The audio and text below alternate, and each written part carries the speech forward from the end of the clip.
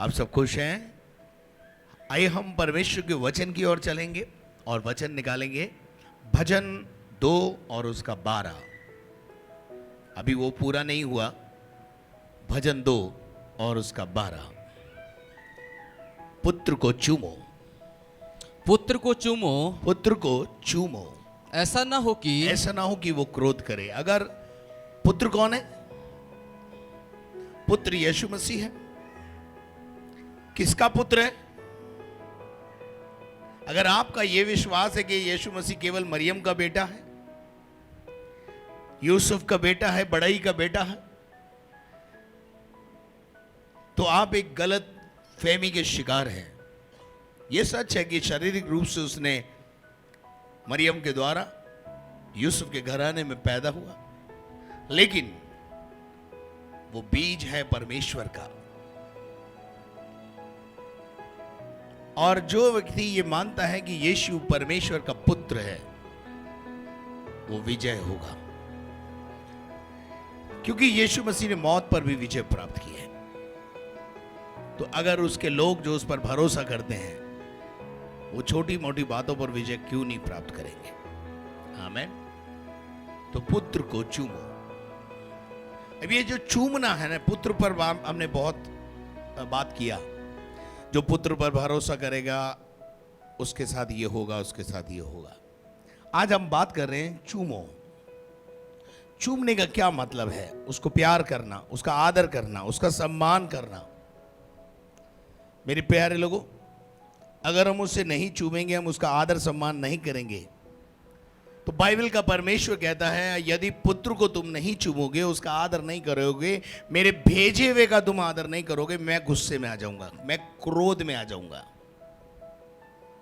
तो चूमना भी 2 प्रकार का होता है। एक होता है दिल से, एक होता है मतलब से। कुछ लोग मतलब से चूमते हैं, हाँ जी, पर कुछ लोग दिल से चूमते हैं, यानी दिल से आदर और दिखावे का आदर। 2 प्रकार का चुम्बन बाइबल बताती है। हालेलुया। क्या आप जानना चाहते हैं? पढ़िएगा परमेश्वर के वचन में से लूका रचित सुसमाचार 7वां अध्याय और उसके 38 पद। बाइबल बताती है वहां यीशु मसीह एक फरीसी के घर में खाना खाने गया हुआ है, और उसके वहां एक स्त्री आ गई है, संगमरमर के पात्र के अंदर बहुमूल्य इत्र लेकर के, और उसने उस इत्र को फोड़ डाला है और यीशु के चरणों में डाल दिया है। अब पढ़ेंगे 38 पद। और उसके पांवों के पास पीछे खड़ी होकर रोती हुई उसके पांवों को आंसुओं से भिगोने क्या लगी? आंसुओं से भिगोने लगी, और अपने सिर के बालों से पोंछने लगी, और उसके पांव बार बार उन पर इत्र मला। उस पर क्या मला? ये कौन है स्त्री? ये वो मरियम मगदलीनी है। बेटा सुनना, ये वो मरियम मगदलीनी है जिसके अंदर से यीशु मसीह ने 7 दुष्ट आत्माएं निकाली है। 1 नहीं, 7। जिसमें 7 दुष्ट आत्माएं थी, उसको यीशु ने जब आजाद कर दिया तो वो यीशु मसीह की दीवानी हो गई और बोला अब जो कुछ भी मेरा है वो यीशु है। यीशु के सिवाय अब मेरे जीवन का आधार कोई नहीं है। और मुंह से बोलने से कुछ नहीं होता है, यीशु मेरा प्रभु है ऐसा बोलने से कुछ नहीं होता। प्रगटीकरण होता है, प्यार का प्रगटीकरण होता है। अगर प्यार का प्रगटीकरण नहीं है, आदर का प्रगटीकरण नहीं है, तो उसका कोई मतलब नहीं है। एक बच्चे से हम प्यार करते हैं, हम अपने किसी रिश्तेदार से प्यार करते हैं, एक बच्चे से हम जब प्यार करते हैं तो क्या करना पड़ता है? प्यार में प्रगटीकरण करना पड़ता है। ये महिला यीशु मसीह को अपना आधार, अपने जीवन का आधार मान रही है और अपना प्रकटीकरण कर रही है। पहली बात आंसुओं से रो रो कर, ये आंसू काई के हैं? खुशी के हैं कि तूने मुझे नया जीवन दिया। मैं कहां थी, मैं कैसी थी, मैं कितने बंधन में थी, तूने मुझे छुटकारा दिया। हालेलुया। पहले आंसू दुख के थे, आज दुख के आंसू नहीं है, खुशी के आंसू हैं। हालेलुया। और उस इतने आंसू बहाए कि उसका पांव भीग गया, और जब पांव भीग गया तो स्त्री के लिए सबसे कीमती चीज उसकी बाल होते हैं। कोई बाल पकड़ के देखे? वो बाल नहीं पकड़ने देती किसी को। और उसने अपने बालों से यीशु मसीह के पांव को पोंछना शुरू किया। फिर इत्र भी फोड़ा, इत्र मला। यानी मैं अगर आपको यूं कहूं एक लाइन में, उसने अपने जीवन का सब कुछ यीशु मसीह पे निछावर कर दिया। बाइबल बताती है वो जो इत्र की बोतल लेके आई थी 300 दिनार की थी। उस जमाने के 300 दिनार यानी समस्त पूंजी उसने उस पर खर्च कर दी कि अब मेरी पूंजी भी तेरी है, मेरा जीवन भी तेरा है, मेरी इज्जत यानी बाल भी तेरे हैं, सब कुछ तेरा है। और बाइबल एक और बात बताती है, वहां उसने उसके पांव को चूम चूम कर चूमा, गाल को नहीं चूमा है जी। अक्सर आदमी गाल पे ही चुम्मा देता है, लेकिन इस औरत ने यीशु के पांव को चूमा। और पता है आपको उसका अवार्ड और रिवार्ड क्या मिला? अंत में उसके लिए यीशु ने कहा, इस औरत को मत सताओ। सताने लगे थे कुछ लोग, अरे कैसा क्या है ये सब, क्या चल रहा है ये क्या हो रहा है पादरी साहब? वो महिला अपने प्यार का क्या कर रही है? प्रकटीकरण कर रही है, लेकिन लोगों के दिल में क्या भरा हुआ है? कचरा। हाँ जी, यहूदा इस्करियोती भी बोलता, अरे 300 दिनार का इत्र तोड़ दिया। ये 300 दिनार का इत्र जो है बेच करके 300 दिनार ला करके गरीबों में बांटा जा सकता था। अच्छा, यीशु मसीह ने स्पष्ट बोला कि तुझे गरीबों की चिंता नहीं भाई, तुझे अपनी चिंता है।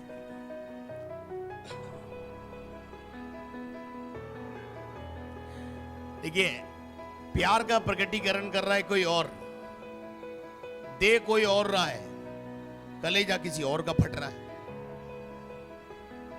हाँ जी, देने वाले का कलेजा बिल्कुल नहीं फटा, वो तो प्यार के अंदर लाया भाई कि यार मुझे प्रभु ने बहुत दिया इसलिए मैं दूंगा प्रभु के लिए। लेकिन पड़ोसी का कलेजा, पास में बैठे हुए विश्वासी का कलेजा फालतू फट रहा है। यहूदा का कलेजा फालतू फट रहा है। यहूदा का क्या प्रॉब्लम है मालूम है? यहूदा का प्रॉब्लम ये था कि मेरे को मिलना चाहिए था। तूने करा क्या उसके लिए? है जी, तूने करा क्या? करा किसने? यीशु ने। तो मिलेगा किसको? यीशु को। आदर किसका? यीशु का।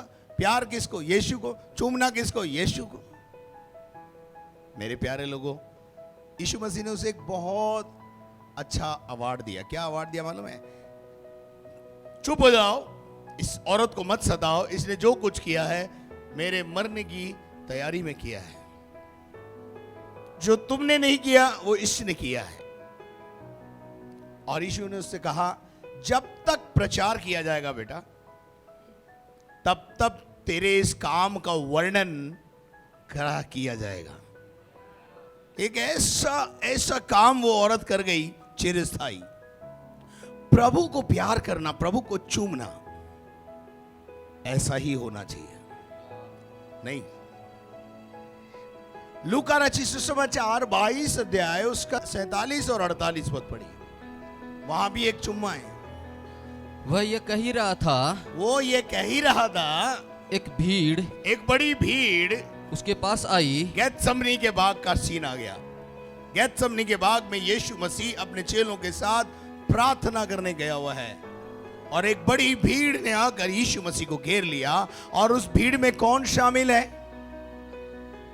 यीशु मसीह उसको यहूदा इस्करियोती को कहां होना चाहिए था, किसके साथ और किसकी तरफ होना चाहिए था, चेला किसका था, पर कौन सी भीड़ में शामिल हुआ? जो यीशु को पकड़ने आई थी, यानी पाला बदल लिया। चेला किसका है? यीशु मसीह का, पर पाला बदल लिया है जी। पाला गाय के लिए बदला भैया?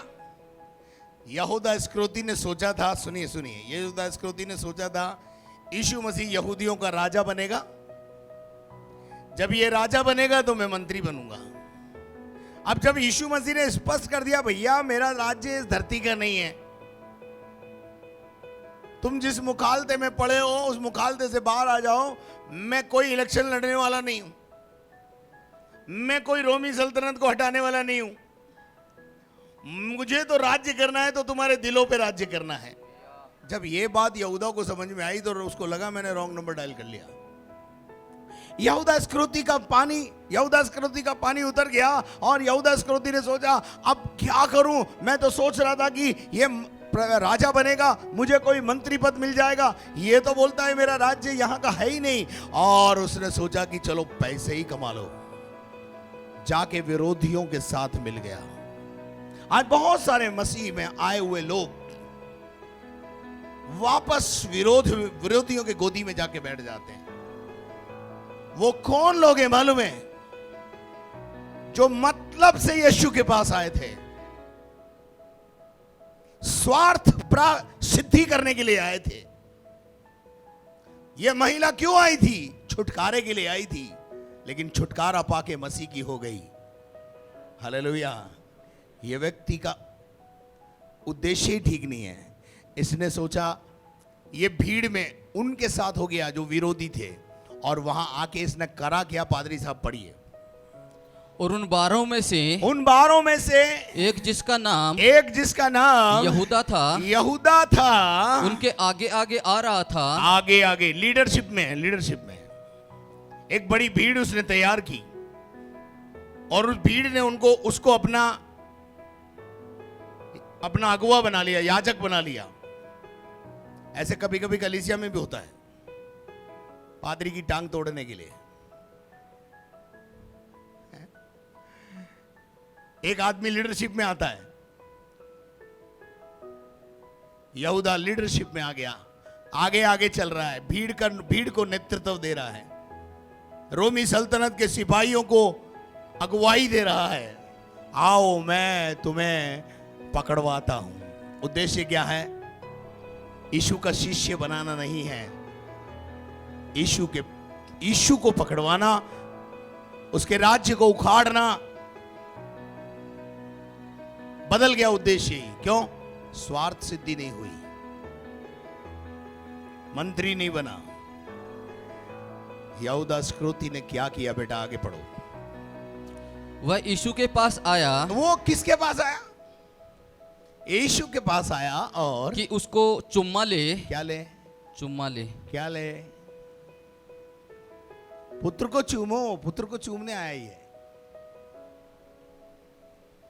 नहीं, गलत तो नहीं बोल रहा हूं, है जी? सही है। भजन 2:12 में लिखा है पुत्र को चूमो, यह आज्ञा पालन करने आया है, पुत्र को चूमने आया है। पुत्र को चूम रहा है पर उद्देश्य ठीक नहीं है। पुत्र के पास आए हैं लेकिन उद्देश्य ठीक नहीं है। लिसन लिसन लिसन लिसन, मैं जो बात बोलने जा रहा हूं उसको ध्यान से सुनना। पुत्र के पास आए हैं पर उद्देश्य ठीक नहीं है। जब उद्देश्य पूरा नहीं हुआ तो विरोधियों के खेमे में जाके बैठ गया, विरोधियों से हाथ मिला लिया, विरोधियों को बोला आओ मैं पकड़वा देता हूं। बोलो मुझे क्या दोगे, मुझे तो पैसा चाहिए। होल थिंग इज भैया कि सबसे बड़ा रुपया, किसकी टांग तोड़नी है, किसके आप बैंड बजाना है, वो बोलो, आप मुझे पैसा दो बस। और यहूदा इस्करियोती ने विरोधियों के खेमे में बैठकर यीशु का सौदा कर दिया, अपने गुरु का सौदा कर दिया और जाकर उसे चूमा। चूमने के पीछे क्या उद्देश्य था? अच्छा उद्देश्य था या गलत उद्देश्य था? बोलिए। उद्देश्य गलत है। इस महिला का उद्देश्य कैसा था और इस पुरुष का उद्देश्य कैसा था? आपको पता है उस महिला को रिवार्ड क्या मिला? यीशु ने कहा जब तक दुनिया में प्रचार किया जाएगा, इस महिला के बारे में भी प्रचार किया जाएगा। एक महिला का उद्देश्य, हालांकि अगर आप देखें दृष्टिकोण से तो वो लोग उसे गलत दृष्टिकोण से देख रहे हैं, पर उसका मन शुद्ध है, मन आदर से भरा हुआ है। यहूदा इस्करियोती का मन कपट से भरा हुआ है, लालच से भरा हुआ है। उसको कोई रिश्ता विश्ता नहीं अड़ता शिष्य गुरु का। उसको तो पैसा चाहिए, कोई भी दे दो, कोई भी पैसा दे दो बस, उसके पीछे हो लेंगे हम, उसका काम करेंगे, चाहे अपने गुरु के साथ धोखा करना पड़े। और उसने गुरु को चुम्मा तो दिया, परंतु उस चुम्मे में धोखा है, उस चुम्मे में लालच है, उस प्यार में स्वार्थ है। प्रभु को अगर चूमना है तो निस्वार्थ भावना से चूमो, जैसे उस महिला ने चूमा था। और उसको अवार्ड और रिवार्ड मिला कि आज जब मैं प्रचार कर रहा हूं तो उसी महिला का जिक्र कर रहा हूं। लेकिन यहूदा को क्या मिला? चूमा तो क्या हुआ ब्रदर? आगे बढ़िए। यीशु ने उससे कहा, ए यहूदा, तेरे को शर्म नहीं आती? क्या तू चुम्मा लेकर मुझे पकड़वाता है? मेरे विरोधियों के खेमे में बैठ गया तू जाकर, तुझे शर्म नहीं आई? बोला ही होगा ना यीशु मसीह ने। भूल गया क्या तू? मैंने 3 साल तू मेरे साथ रहा, मेरे साथ खाया, मेरे साथ पिया, मेरे साथ उठा, मेरे साथ बैठा, मेरे साथ तूने सेवकाई की, मेरे साथ तूने चमत्कारों को देखा, सब भूल गया तू? अरे तुझे 30 चांदी के सिक्के ही चाहिए तो तू मुझसे बोलता मैं 60 देता। क्यों यीशु मसीह 60 सिक्के नहीं दे सकता था? बोलिए। जो कुछ चाहिए खुदा से बोलिए ना, वो देगा ना, है? लेकिन मेरे प्यारे, बहुत सारे लोगों का उद्देश्य ठीक नहीं होता। यहूदा का उद्देश्य क्या था? ठीक नहीं था। इसलिए वो क्या हुआ ब्रदर? आगे बढ़िए। उसके साथियों ने जब देखा कि क्या होने वाला है तो कहा, हाँ, हे प्रभु, हाँ, क्या हम तलवार चलाएं? अब चलिए अपन बस इसके बारे में आगे बढ़ेंगे। उसने, यहूदा ने चुम्मा दिया, लोगों ने आके यीशु को पकड़ लिया, सिपाहियों ने पकड़ लिया, और वहां से यीशु मसीह की गेत्समनी के बाग से लेकर के गोलगत्ता के पहाड़ तक की यात्रा आपको पता है, मेरे को बताने की जरूरत नहीं है। परंतु क्या हुआ? यहूदा इस्करियोती को क्या मिला? अवार्ड क्या मिला? इनाम क्या मिला? फांसी का फंदा।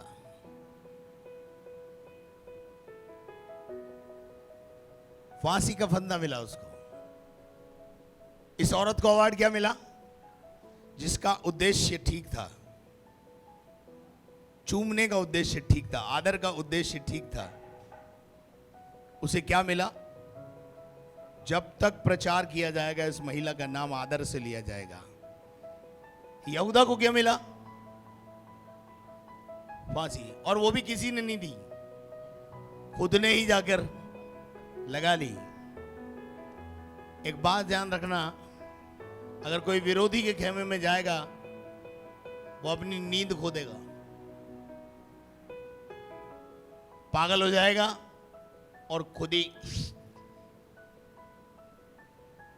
इसलिए पुत्र को आदर से चूमना है, एक अच्छे उद्देश्य के साथ चूमना है। यहां लिखा है जो पुत्र को चूमेगा वो बच जाएगा, जो पुत्र को नहीं चूमेगा परमेश्वर के क्रोध का शिकार हो जाएगा। चूमने का उद्देश्य अगर अच्छा है रिवार्ड पाओगे, चूमने का उद्देश्य अगर स्वार्थ से भरा हुआ है डंडा खाओगे। आपको पता है यहूदा इस्करियोती इतना कंजूस था कि उसने जाके जो रस्सी खरीदी, कौन सी, फांसी के लिए जो रस्सी खरीदी, वो भी मजबूत नहीं खरीदी। जब उस पे लटका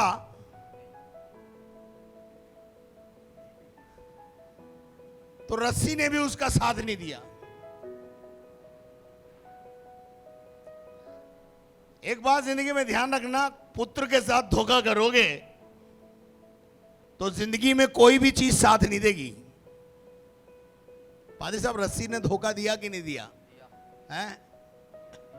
रस्सी ने भी धोखा दिया, रस्सी भी उसकी सिरीगत नहीं हुई।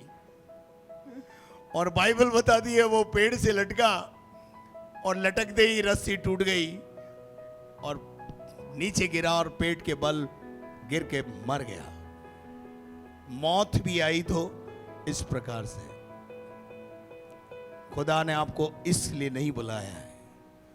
पुत्र को चूमो, चूमने के पीछे उद्देश्य अच्छा होना चाहिए। दो शख्सियत बता दी मैंने बाइबल में से जिन्होंने पुत्र को चूमा, और दोनों ने चूम कर क्या, एक ने अनंत जीवन प्राप्त किया, एक ने अनंत, मैं नहीं बोलना चाहता।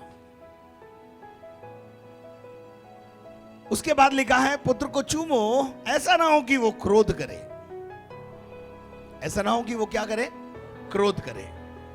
मेरे अजीजों, क्यों परमेश्वर क्रोध पर उतर आता है?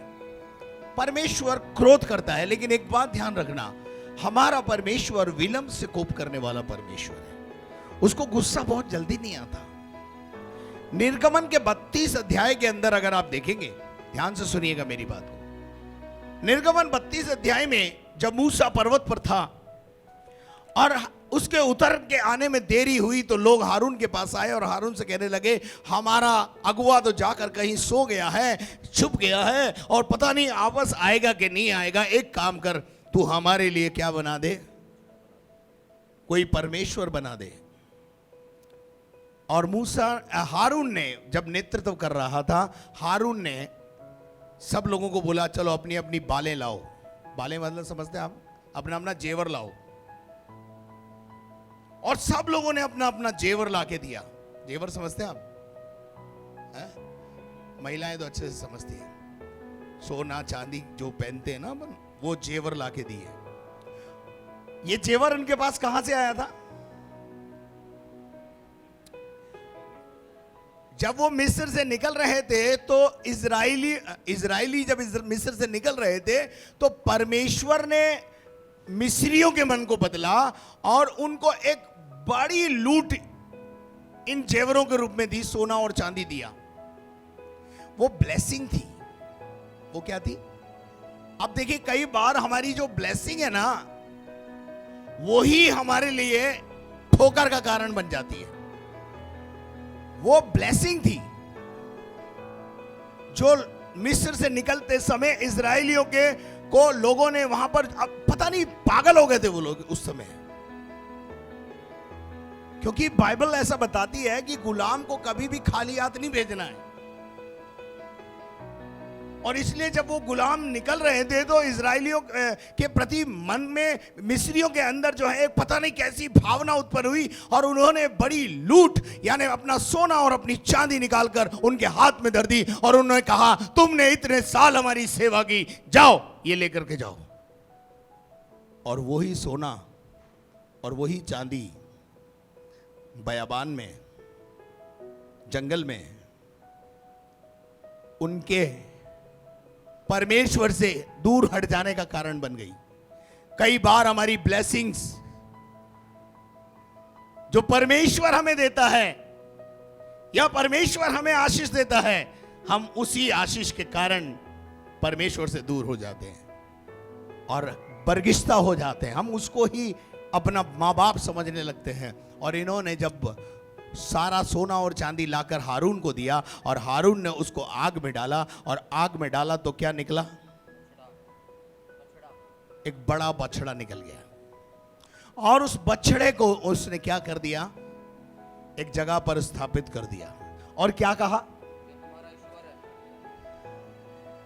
ये तुम्हारा परमेश्वर है जो तुम्हें मिस्र से निकाल के लाया। आप बताइए, क्या ये सही है? लोग उसकी पूजा करने लगे, लोग उसकी उपासना करने लगे, लोग उसके सामने धूप जलाने लगे, लोग उसको माला अर्पण करने लगे, लोग अगरबत्तियां लगाने लगे, लोग मोमबत्ती जलाने लगे, पता नहीं क्या क्या क्या क्या क्या करने लगे, और जिंदा परमेश्वर को छोड़कर फिर से मूर्ति पूजा में फंस गए। ये सब कौन देख रहा था? परमेश्वर देख रहा था।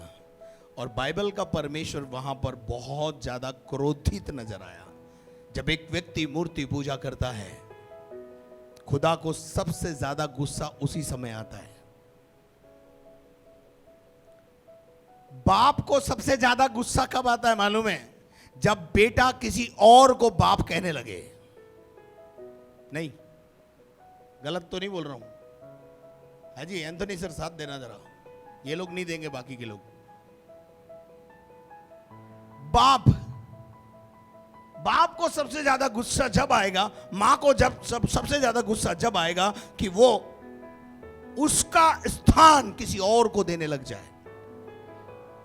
आपको डॉक्टर बनाया, आपको इंजीनियर बनाया, आपको ऊंचे पे लेके गया, और आज आप अपने माँ बाप को पूछो ही नहीं,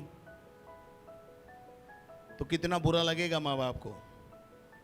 आशीष निकलेगी अंदर से, आशीष नहीं निकलेगी भाई। हाँ, कई बार बोलते हैं माँ बाप, पैदा नहीं होता तो अच्छा था, पैदा होते ही मर क्यों नहीं गया? मेरे को भी पता नहीं क्या सूझी, मैं भी इसका गला दबा देती तो अच्छा था। मेरे अजीजों, परमेश्वर वहां पर क्रोध में आ गया। ध्यान से सुनना, क्रोध परमेश्वर का खतरनाक है। आगे लिखा हुआ है भजन 12 का 2 का 12, पूरा 12 को पूरा करिए। पुत्र को चूमो, आगे पुत्र को चूमो। हाँ, ऐसा ना हो कि हाँ, वह क्रोध करे, ऐसा ना हो कि वो क्रोध में आ जाए और तुम मार्ग ही में नष्ट हो जाओ। तुम मार्ग में नष्ट हो जाओ, नष्ट हो जाओ, नष्ट हो जाओ। आपको पता है, निर्गमन 33 अध्याय उसका 1 पद से पढ़ना शुरू कीजिए। ये मैंने किस्सा बता दिया कि क्रोध क्यों आया परमेश्वर को। फिर परमेश्वर यहोवा ने मूसा से कहा, तू उन लोगों को। अब मूसा से परमेश्वर कह रहा है, परमेश्वर, ये सारी घटना हो चुकी है। परमेश्वर ने मूसा से कह दिया है कि मैं इनको कनान नहीं लेके जाऊंगा, हटा इनको मेरे सामने, मैं इनको मार डालूंगा। ये मूर्ति पूजा में लग गए, फिर से इन्होंने मुझे धोखा दिया है। तब परमेश्वर का दास मूसा बीच में आ गया और मूसा ने कहा, क्या कहा मूसा ने? प्रार्थना की। क्या प्रार्थना की? हे प्रभु, यदि तू इन्हें कनान ना ले जाए तो तेरा कनान तेरे पास रख, मुझे भी कनान नहीं जाना। व्हाट अ वंडरफुल, क्या जबरदस्त मध्यस्थता है। तो परमेश्वर ने कहा, ऐसा नहीं हो सकता, जिसने गलती की है मैं उसी का नाम जीवन की पुस्तक में से काट सकता हूं। तूने कोई गलती नहीं की है, तेरा नाम कैसे काटूं? जब लोग गलती कर रहे थे तू मेरी उपस्थिति में था। मैं न्यायी परमेश्वर हूं, मैं न्याय करूंगा। और परमेश्वर ने उस मध्यस्थता के कारण उनके ऊपर अपनी दया बरसाई, लेकिन परमेश्वर ने एक सजा वहां दी। क्या सजा दी? पढ़िए, आगे पढ़िए। तो उन लोगों को जिन्हें मिस्र देश से छुड़ा लाया है, संग लेकर उस देश को चला जा जिसके विषय में मैंने अब्राहम, इसहाक और याकूब से शपथ खाकर कहा था कि मैं उसे तुम्हारे वंश को दूंगा। ये मूसा की मध्यस्थता के बाद परमेश्वर 33वें अध्याय में बात कर रहा है। आपको पता चलेगा परमेश्वर कितना क्रोधित हुआ, लेकिन क्रोध, परमेश्वर के क्रोध और परमेश्वर के निर्णय के बीच में मूसा खड़ा हो गया। हालेलुया। जब आपके जीवन में कोई अच्छा काम हो रहा हो ना, ध्यान से सुनिए, तो समझ लेना कोई आपके लिए प्रार्थना कर रहा है, कोई है जो आपके लिए मध्यस्थता कर रहा है। कभी कभी आप लोग अपने बल पे कूदने लगते हो, हाँ मैं मेरी वजह से बच गया मैं। नहीं नहीं नहीं नहीं, कोई है जो आपके लिए खड़ा हुआ है। मूसा परमेश्वर के सामने अपने लोगों के लिए खड़ा हो गया, बोला अगर तू ना ले जाए तो तेरा कनान तेरे पास रख। आज कहाँ हैं ऐसे अगवे, आज कहाँ हैं ऐसे पास्टर्स जो ऐसी मध्यस्थता करते हो। चलिए आगे बढ़िए। और मैं तेरे आगे आगे एक दूत को भेजूंगा। परमेश्वर अब क्या कह रहा है, मैं आगे आगे तेरे क्या भेजूंगा, अब एक दूत भेजूंगा। अभी तक कौन चल रहा था साथ?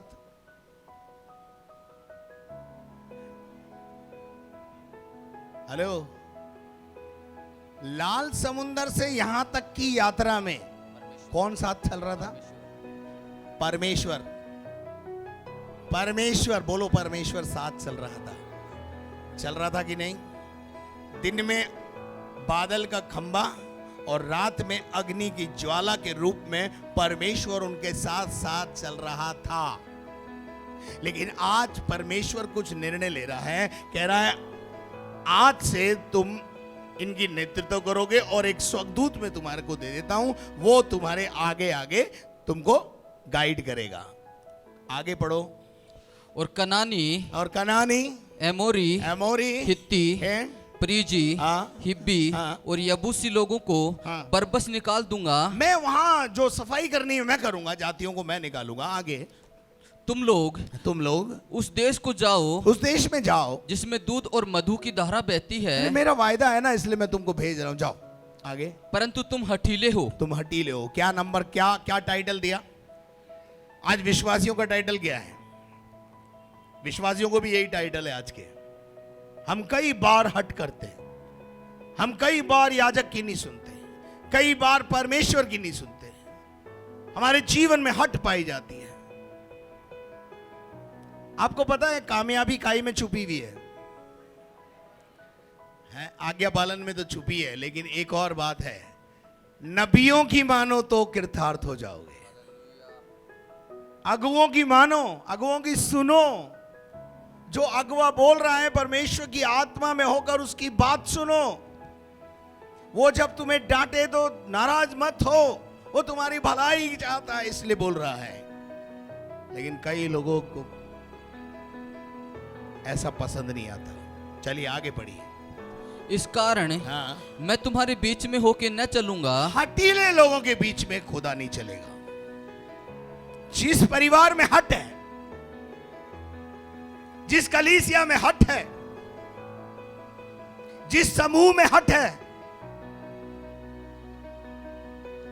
उसके बीच में खुदा नहीं रहता। ध्यान रखना। कई बार हम देखते हैं परिवार में पति पत्नी के बीच में हट काम कर रही होती है। पत्नी अपनी हट पर है, हट समझते हैं आप? हट, जिद। पति बोलता है चलो जी अपन मिनिस्ट्री करने चलते हैं, पत्नी जिद करती है मुझे तो यहीं रहना है। हाजी नहीं, गलत बोल रहा हूं? कुछ ही लोग जानते हैं इस बात को। पति बोलता है प्रभु मुझे दर्शन दे रहा है, प्रभु ने मुझे बोला है कि फलानी जगह जाकर बसना है और वहां जाकर परमेश्वर की सेवा करनी है। तुम जाओ, तुम्हें जाना है तो। क्या ही है? हट। और बाइबल का परमेश्वर हठीलों के बीच में है। इसका मतलब क्या है मालूम है? अगर आप पति पत्नी के बीच में हट है तो उस घर में खुदा नहीं है, प्रेजेंस ऑफ गॉड नहीं है। तुम हठीले हो, इसलिए आज से मैं अपने आप को इस जगह से अलग कर रहा हूं। क्या कह रहा है खुदा? अब से तुम्हारा मेरी मेहरबानी तुम पे रहेगी, लेकिन मैं नहीं रहूंगा तुम्हारे बीच में। आपको उसकी मेहरबानी चाहिए, उसका स्वर्गदूत चाहिए या प्रभु चाहिए? बोलो। तो हट छोड़ दो आज, क्योंकि बाइबल का परमेश्वर कहता है, यहां लिखा है परंतु तुम हठीले हो इस कारण बोलो, इस कारण मैं तुम्हारे बीच में होके न चलूंगा। हठीलों के बीच में प्रभु नहीं रहता भाई। हठीले परिवार के बीच में प्रभु रहेगा? स्पष्ट बोल रहा है, मैं हठीलों के बीच में नहीं रहता। जो हट करता है, हट मूर्ति पूजा के बराबर है, बाइबल में लिखा है। और जो मूर्ति पूजा करता है खुदा उससे घृणा करता है।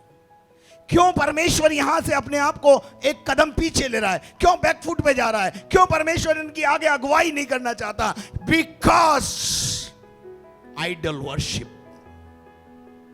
उन्होंने बछड़े को अपना भगवान, बछड़े को अपना प्रभु मान लिया है। आज सृष्टि में बहुत सारी चीजें हैं जिसको हमने अपना प्रभु मान रखा है। एंड इस कारण हमारा प्रभु परमेश्वर जिसने हमें बनाया वो हमारे घर में नहीं रहता है। Are you ready? आपको स्वर्गदूत चाहिए या प्रभु चाहिए? परमेश्वर चाहिए? बोलो। परमेश्वर की क्या शर्त है? वो आपको छोड़ थोड़ी ना है, वो छोड़ नहीं रहा आपको। वो बोल रहा है कि मैं तुमको, जाओ तुम, और एक स्वर्गदूत दे देता हूं मैं तुम्हारे को, वो लेके जाएगा, मैं नहीं जाऊंगा आगे। मैं आज तक तुम्हारे बीच में होकर चला, मैं बादल का खंभा बनकर तुम्हारी अगुवाई करता रहा, रात को अग्नि की ज्वाला बनकर तुम्हारे बीच में रहा। But I fed up now, I fed up now from today words inwards. आज से मैं तुम्हारे बीच में नहीं चलूंगा। मेरे अजीजों, क्या खुदा की ऐसी आवाज अगर आपको आए कि खुदा बोले मैं तुम्हारे बीच में आगे नहीं चलूंगा। कभी कभी आपकी यात्रा में खुदा आपके साथ नहीं होता। आपकी कई प्रकार की यात्राओं में प्रभु आपके साथ नहीं होता। क्यों? 5 जने जा रहे हैं, 3 जने अलग मन के हैं, 2 जने अलग मन के हैं।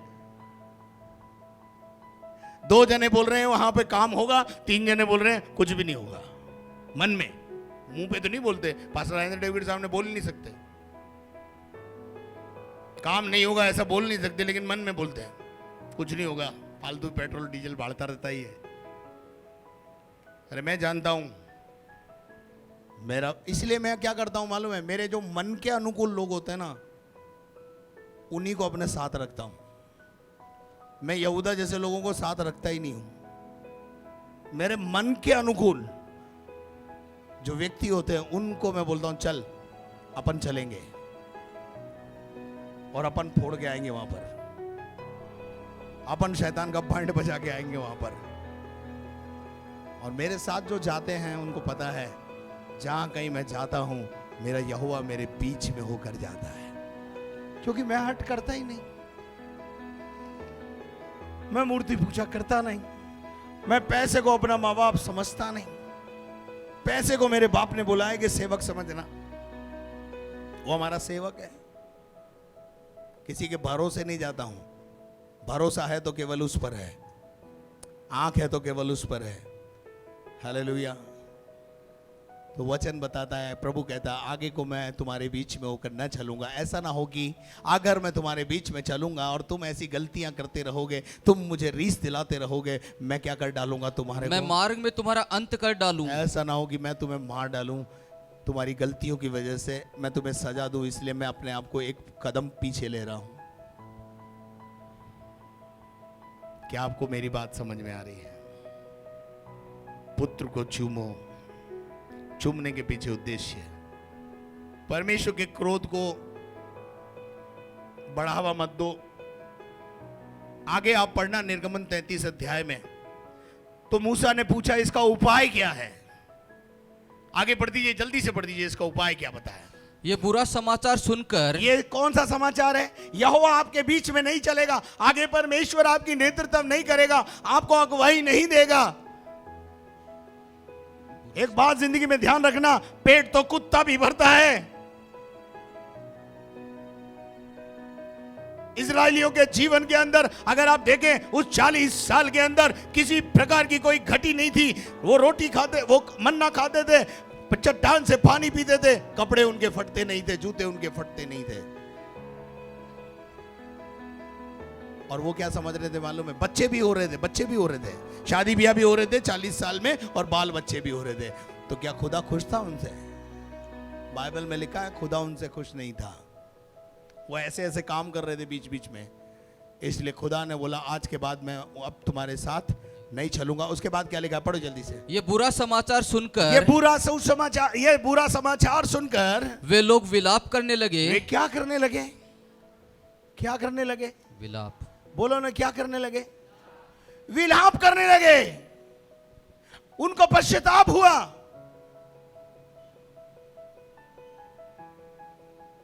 किसके कारण मूर्ति पूजा हुई? उस ब्लेसिंग के कारण जो मिस्र से मिली थी।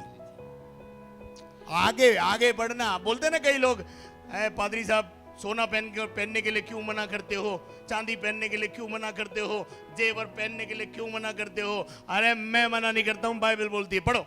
और कोई अपने गहने पहने हुए न आगे रहा। को उन गहनों को जिनकी वजह से मूर्ति पूजा हुई, जिनकी वजह से बछड़ा बाहर आया, जिसकी वजह से हम बर्गिस्ता हो गए, इन जेवरों को उतार कर उन्होंने हटा दिया अपनी लाइफ से, और आगे को कोई गहने पहना हुआ नहीं रहा। हेलो, ऐसा ही लिखा हुआ है क्या? पढ़ो ना वापस से।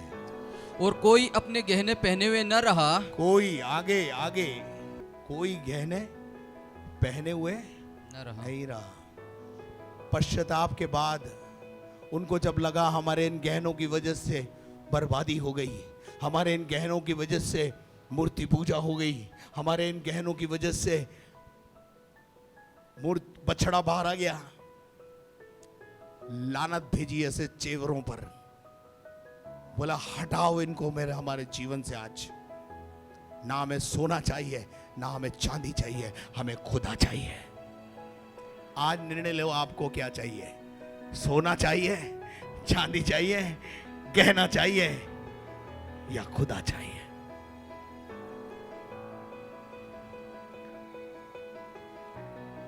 क्या चाहिए आपको? नहीं, आपको सोना चाहिए, आपको जेवर चाहिए, जाठी चाहिए,